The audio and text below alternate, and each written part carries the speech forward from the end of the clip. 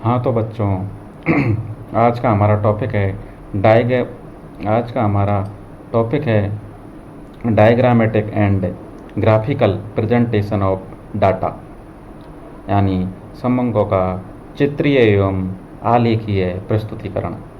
यानी जो हमें डाटा दिए जाएंगे उनका किस तरह हम चित्रीय व आलेखीय प्रस्तुतिकरण करते हैं या उनको किस तरह प्रेजेंट करना है। यानी diagrammatic and graphical presentation of data, यानी जो डाटा हैं या समंग हैं उनका चित्रीय एवं आलेखीय प्रस्तुतिकरण।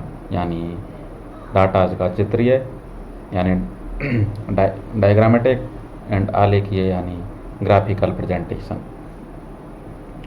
किस तरह हम करते हैं। इसमें देखते हैं कि सांख्यिकी यानी जो स्टैटिक्स है उसके रिजल्ट को, परिणामों को प्रदर्शित करने हेतु चित्रों यानी डायग्राम्स एवं रेखा चित्र यानी लाइन डायग्राम्स का उपयोग महत्वपूर्ण एवं प्रभावशाली है। यानी जो आपकी सांख्यिकी है या जो स्टैटिक्स है उसमें जो रिजल्ट आते हैं, परिणाम आते हैं, उनको प्रदर्शित करने के लिए, प्रेजेंट करने के हेतु चित्रों यानी डायग्राम्स एवं रेखा चित्रों लाइन डायग्राम्स का उपयोग महत्वपूर्ण एवं प्रभावशाली है। सारणी के द्वारा अथवा अन्य प्रकार के डाटाज का प्रस्तुतिकरण चित्रों की अपेक्षा कम आकर्षक होता है। यदि हम ये जो डाटा हैं उनको सारणी में प्रदर्शित करें तो वो कम आकर्षक होते हैं। यानी अगर हम डाटाओं को सारणी के द्वारा अथवा अन्य प्रकार से समंकों यानी डाटाओं को प्रेजेंटेशन करें या प्रस्तुतिकरण करें तो या प्रेजेंट करें तो चित्रों की अपेक्षा जो हम डायग्राम से प्रेजेंट करेंगे उसकी अपेक्षा हम ये डायग्रामेटिक जो प्रेजेंटेशन करेंगे उसकी अपेक्षा ये कम आकर्षक होता है। यानी सारणी के द्वारा अथवा अन्य प्रकार के समंगों का प्रस्तुतिकरण चित्रों की अपेक्षा कम आकर्षक होता है। तीसरा है चित्र या आरेख जटिल डाटाज को बड़े आकर्षक रूप से प्रदर्शित कर समस्या को प्रभावशाली ढंग से प्रस्तुत करते हैं। यानी जो आपका चित्र है यानी डायग्राम है, जो आपका ग्राफ है, वो जो जटिल डाटा हैं उनको बड़ी आकर्षक रूप से प्रदर्शित कर समस्या को प्रभावी रूप से या ढंग से प्रस्तुत करते हैं। दूसरा अगला है कि डाटाज को डायग्राम अथवा लाइन डायग्राम द्वारा प्रस्तुतिकरण करने की विधि का विकास सबसे पहले एक साइंटिस्ट था, विलियम प्लेफेयर ने किया था। यानी कोई भी डाटा हैं उनको डायग्राम एवं लाइन डायग्राम के द्वारा प्रस्तुतिकरण या प्रदर्शित करने की विधि का विकास सबसे पहले किसने किया तो आएगा विलियम प्लेफेयर। आपसे एक नंबर में क्वेश्चन पूछा जा सकता है कि डाटाज को लाइन डायग्राम एवं डायग्राम के द्वारा प्रदर्शित या प्रेजेंटेशन या प्रस्तुतिकरण करने की विधि का विकास किसने किया था तो वो था विलियम प्लेफेयर ने। डाटाज का डायग्राम एवं लाइन डायग्राम के द्वारा प्रदर्शन दृष्टक विधि का महत्वपूर्ण उदाहरण है जो सामान्य जन के लिए भी समझने में आसान है। यानी जो डायग्राम है, जो डाटा है उनका डायग्राम एवं लाइन डायग्राम के द्वारा प्रदर्शन दृष्टक विधि का महत्वपूर्ण उदाहरण है। यानी जो डाटा है उनका डायग्राम लाइन डायग्राम के द्वारा प्रेजेंटेशन है वो आपकी जो दृष्टक विधि है उसका महत्वपूर्ण उदाहरण है जो सामान्य जन के लिए भी समझने में आसान है। आगे आता है कि जो डायग्रामेटिक प्रेजेंटेशन ऑफ डाटा यानी समंकों का चित्रों के द्वारा प्रदर्शन। यानी जो समंक यानी डाटा हैं उनका चित्रों के द्वारा प्रदर्शन। डाटाज को डायग्राम के रूप में विविधतापूर्वक व सरलता से प्रस्तुत किया जा सकता है।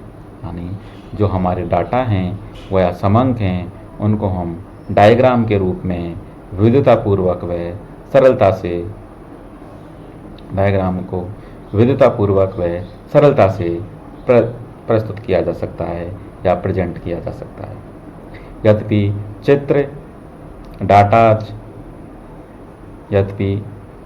चित्र यानी डायग्राम डाटाज तालिकाओं या सारणियों की अपेक्षा कम शुद्ध होते हैं, परंतु डाटाज में निहित तत्वों को प्रदर्शित करने में ये भली भांति सक्षम रहते हैं।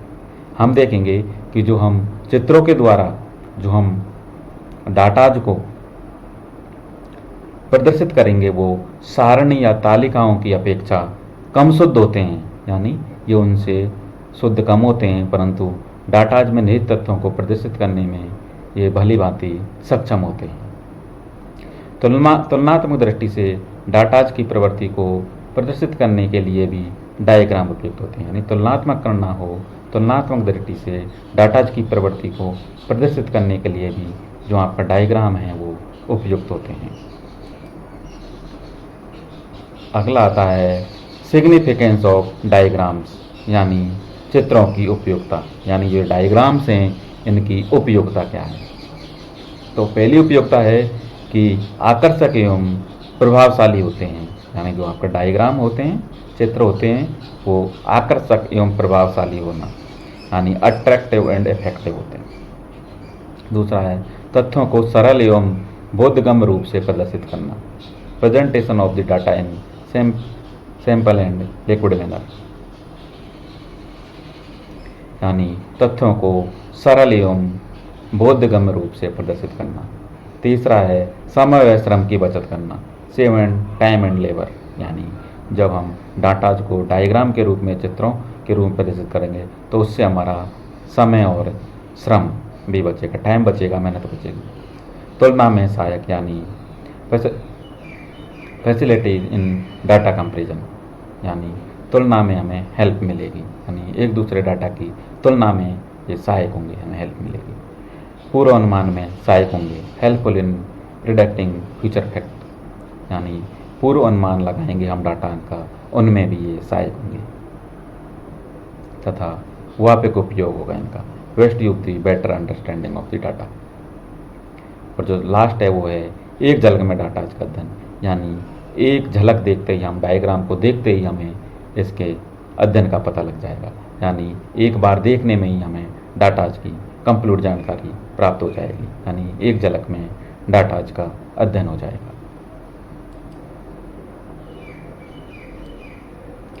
अगला है लिमिटेशंस ऑफ ग्राफिकल प्रेजेंटेशन, यानी चित्र में प्रदर्शन की सीमाएं, यानी जो चित्र में प्रदर्शन है उसकी क्या सीमाएं हैं, उसकी क्या लिमिट हैं, यानी ग्राफिकल जो प्रेजेंटेशन है उसकी लिमिटेशंस क्या हैं। तो पहली लिमिटेशंस है कि चित्र एवं डाटा की भांति ये इतने शुद्ध नहीं होते, यानी चित्र डाटा की भांति ये ग्राफिकल हैं वो इतने शुद्ध नहीं होते हैं। दूसरा, केवल तुलनात्मक अध्ययन हेतु सर्वाधिक उपयुक्त है, जो ग्राफिकल डाटा हैं वो तुलनात्मक स्टडी के लिए ही सर्वाधिक उपयुक्त है। तीसरा, अनुभव, सतर्कता एवं सावधानी की अत्यंत आवश्यकता होती है, इनमें अनुभव की यानी मोर एक्सपीरियंस, सतर्कता एवं सावधानी की इसमें ज़्यादा आवश्यकता होती है। चौथा है, चूँकि डायग्राम द्वारा वास्तविक संख्याओं का ज्ञान नहीं हो पाता, अतः भविष्य का विश्लेषण एवं अध्ययन संभव नहीं है।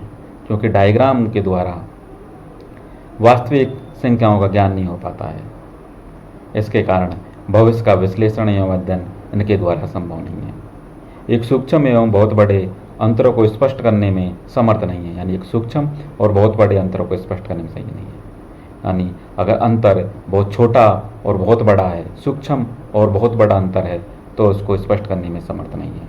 और जो लास्ट है वो आपका बहुत सारे गुणों को एक साथ प्रदर्शित करने में भी ये समर्थ नहीं है, यानी जो चित्र में प्रदर्शन है वो बहुत सारे जो आपके गुण हों उनको एक साथ प्रदर्शित करने में भी समर्थ नहीं है। जो लास्ट है आपका वो है चित्रों के निर्माण के नियम, general rules of constructing of diagram, यानी चित्र निर्माण के नियम, general rules of concept and diagrams, यानी जो आपके चित्र हैं उनके निर्माण के लिए कौन कौन से रूल्स हैं या नियम हैं। पहला आप है